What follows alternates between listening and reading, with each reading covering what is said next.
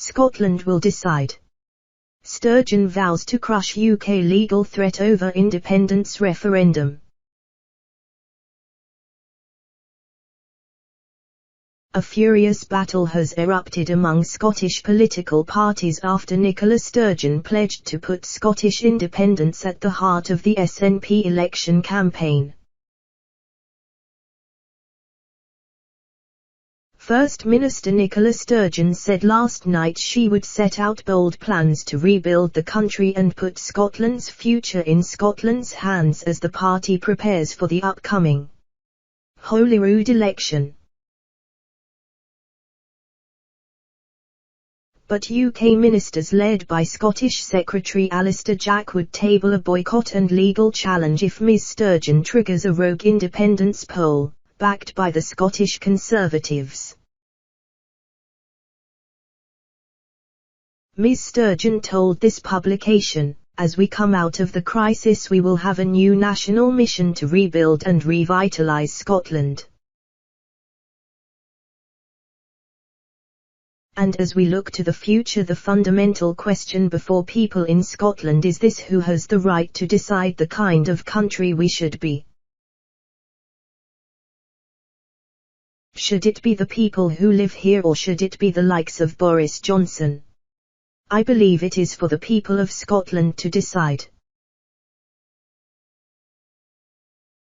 The SNP recently revealed a roadmap to a referendum on Scottish independence, setting out how they intend to take forward their plans for a second vote.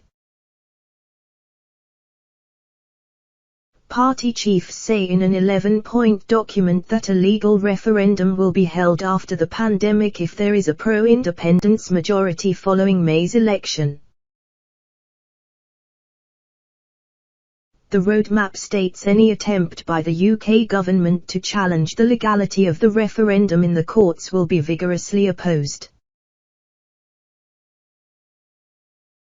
But Scotland's opposition parties said the SNP should not put division first and said the UK government was conceding defeat to the SNP already. Colin Smith MSP, Scottish Labour Constitution spokesperson, told The Express, "At a time of national crisis, the public want our politicians to focus on what unites our country, not more division." At this election, Scottish Labour and our leader Anas Sarwar will set out a vision for Scotland that makes the case for a COVID recovery parliament instead of more division. Rather than accepting that the argument is lost, speculating on distant hypotheticals and fueling division, Alister Jack should do the same.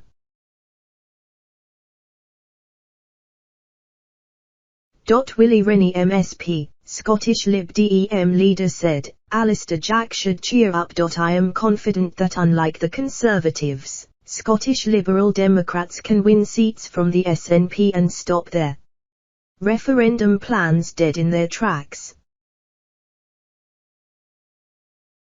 Scottish Liberal Democrats will put recovery first, not another divisive independence referendum. Pamela Nash, Chief Executive of Scotland in Union, added, "The Scottish Government shouldn't even be contemplating holding a wildcat referendum. Nicola Sturgeon should listen to the priorities of the people of Scotland, and stop trying to find new ways to divide us." The latest Savanta Comres poll commissioned by the Daily Express puts support for remaining in the UK at 51% and yes at 49%. Savanta Comres interviewed 1,004 Scottish adults aged 18 plus online from February 26 to March 4.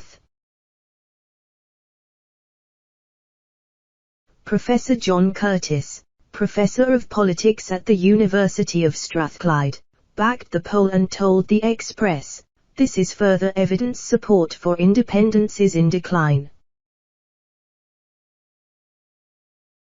Support for independence has probably been going down since the turn of the year. Support for independence is around the 50-50 mark. But he stressed support for independence has raised in the wake of COVID-19 and added of this May's election, the SNP have a solid foundation unless support for independence is eroded further.